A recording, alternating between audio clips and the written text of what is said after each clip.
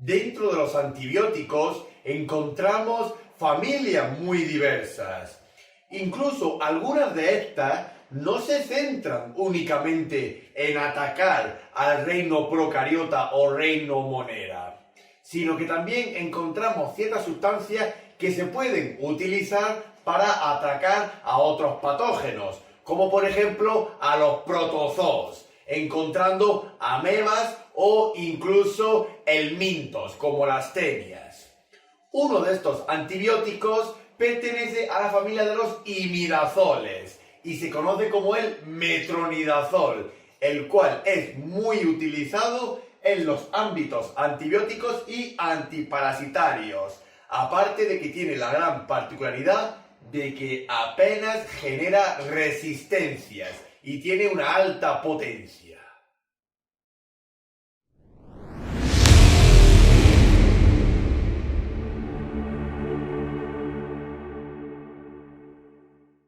El metronidazol es un fármaco que pertenece a varias familias, pero especialmente se engloba dentro de los antibióticos, aunque también tiene un gran poder como antiparasitario e incluso como citotóxico. El metronidazol lo podemos encontrar en el mercado sanitario y farmacéutico bajo diversos nombres, pero el más común es el de Flagyl. Y aquí podemos observar la estructura y conformación química del metronidazol, donde vemos la presencia del anillo común de la familia de los imidazoles, al cual se le ha unido en especial particularidad un grupo de tipo nitro. De ahí que el metronidazol pertenece a la familia química de los nitroimidazoles.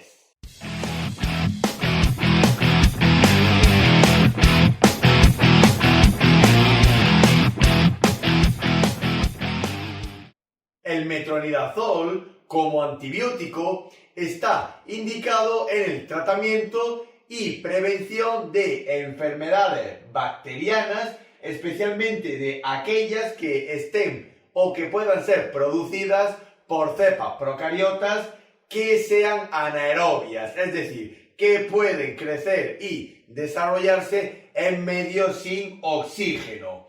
Y el metronidazol también lo utilizamos para el tratamiento de las parasitosis, es decir, infecciones producidas por parásitos, más especialmente del tipo de protozoos, como por ejemplo las amebas.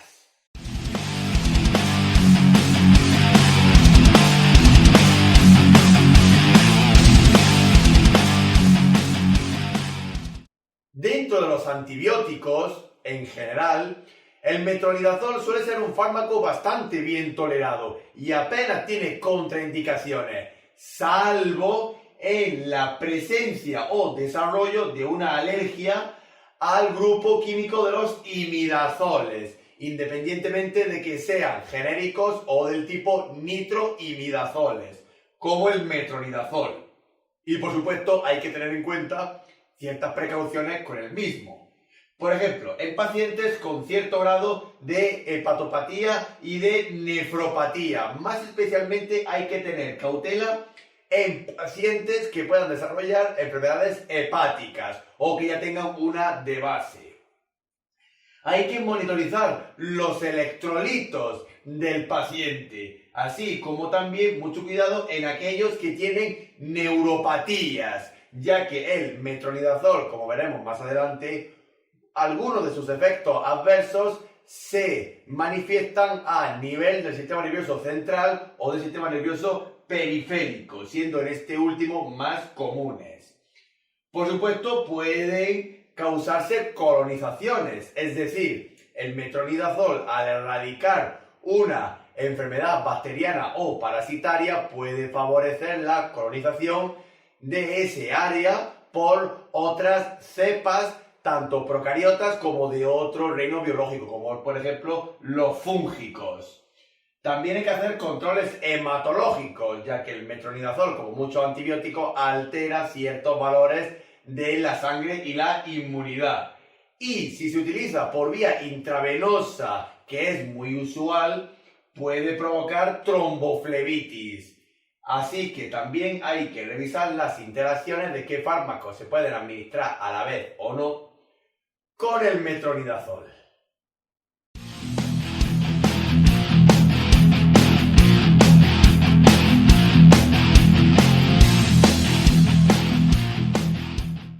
El mecanismo de acción del metronidazol es bastante simple, aunque debemos de saber que difiere un poquito de lo que es el mecanismo más usual de la mayoría de los antibióticos.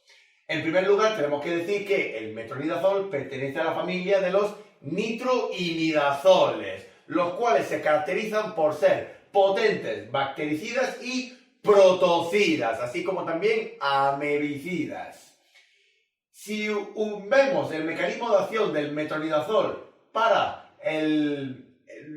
combatir a los protozoos y a los parásitos, el metronidazol inhibe la síntesis nucleica, es decir, evita la formación de ácidos nucleicos dentro del microorganismo mediante diversas técnicas, siendo la más usual la metabolización o mejor dicho, la aparición de metabolitos citotóxicos que interfieren con los ácidos nucleicos y degradan a los mismos y evitan su reproducción.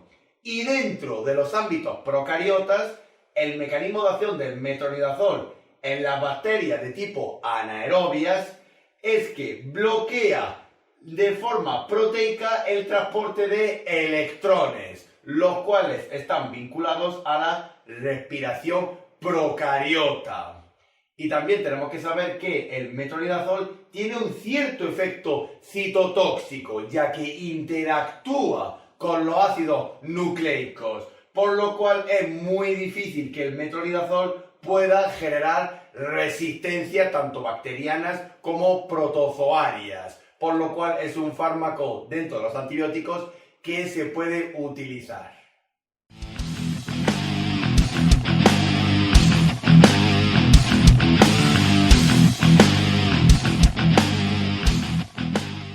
Las vías de administración más usuales del metronidazol son la vía enteral, debido a la presentación en comprimidos y o cápsulas de aproximadamente 250 a 500 miligramos, así como también la presencia de ciertas formas de presentación líquidas, como por ejemplo jarabes y o soluciones, y también se utiliza la vía parenteral, especialmente de tipo intravenosa, tanto periférica como central, debido a la presentación en bolsas para su administración con una concentración aproximada de 5 miligramos por mililitro.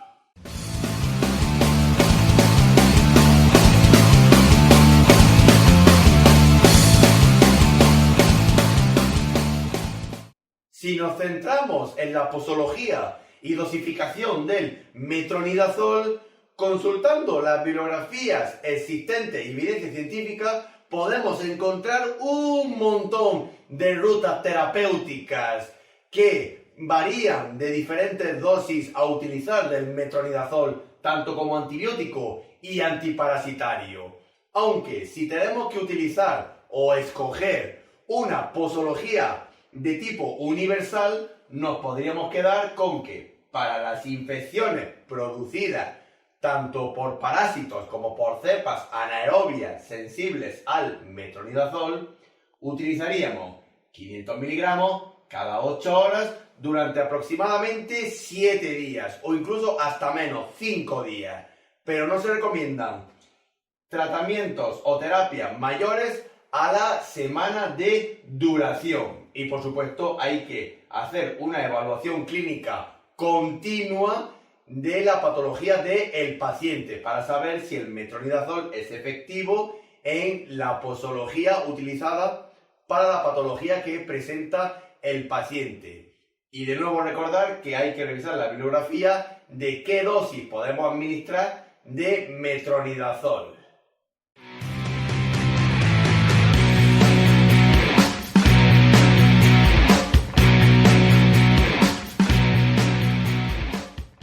Dentro de la compatibilidad e incompatibilidad del metronidazol con el resto de la farmacología existente, se ha demostrado que el metronidazol se puede administrar a la vez tanto en la disolución, la reconstitución o en la terapia ENI con muchísimos fármacos, pero a su vez también se ha demostrado que tiene incompatibilidad con una familia antibiótica muy especial, los betalactámicos, especialmente con los de tipo monolactámicos, en este caso el fármaco del Aztreonam. Y también tenemos que revisar las interacciones del metronidazol con el resto de la farmacología existente. En primer lugar, tenemos que decir que el metronidazol, si lo combinamos con el alcohol, es decir, con el consumo cotidiano de alcohol, se pueden crear lo que se conoce como reacciones antabús, es decir, reacciones disulfiram, que consisten en efectos adversos como por ejemplo el rubor, el estupor o la dispepsia, como si fuera una especie de síndrome de abstinencia del alcohol. También el metronidazol puede aumentar la eficacia terapéutica, tanto propia como relativa, de sustancias como el litio o la ciclosporina. Y el metronidazol puede verse antagonizado su efecto terapéutico o disminución de la concentración plasmática del mismo si se administra a la vez con barbitúricos, como por ejemplo el fenobarbital. Y por supuesto también tenemos que saber que el metronidazol, al igual que muchas familias farmacológicas dentro de los antibióticos, puede generar falsos positivos en ciertas pruebas diagnósticas, más especialmente en las determinaciones de laboratorio.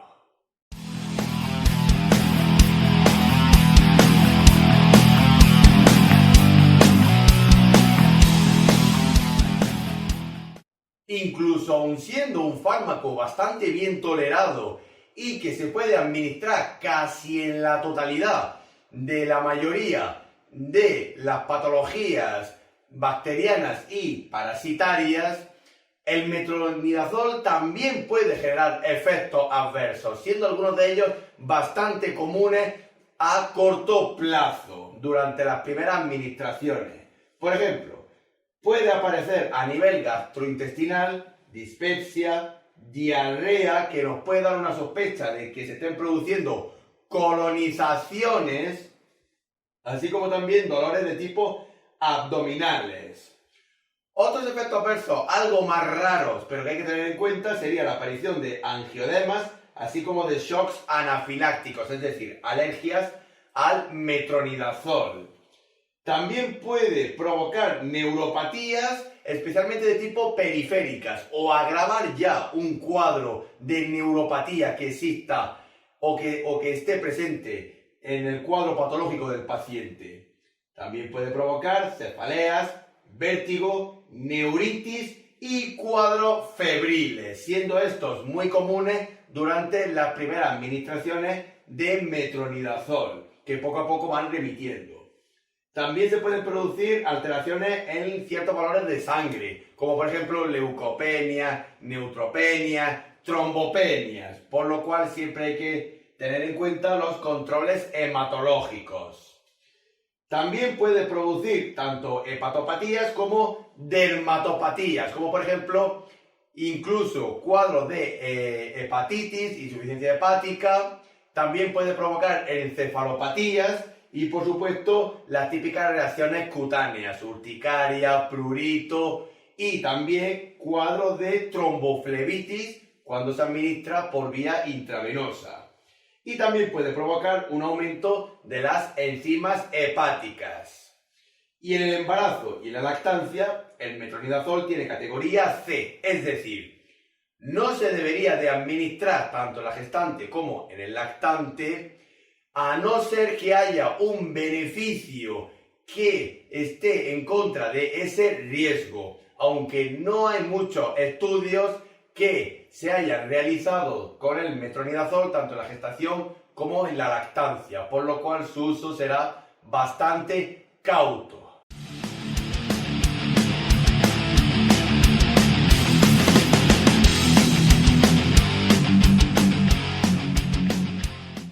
Finalmente, nos queda decir que el metronidazol se ha demostrado que es un fármaco dializable. Se elimina por la técnica continua de reemplazo renal y usualmente no suele requerir un ajuste de dosis, o por lo menos en pacientes con cierto grado de nefropatía, aunque en aquellos que presentan cuadros de hepatopatías, es decir, insuficiencia hepática, hepatitis, cirrosis, sí se requiere una reducción de dosis aproximadamente del 50 al 75%, pero siempre consultando la bibliografía existente. Por supuesto, tenemos que saber también que el metronidazol, debido a sus mecanismos de acción, suele ser un fármaco que no genera resistencia bacteriana, pero no por ello hay que favorecer el autoconsumo. El metronidazol siempre se debe de administrar tanto por consejo, valoración y receta facultativa. Nunca tomarlo por nuestra cuenta, aunque no genere resistencias procariotas.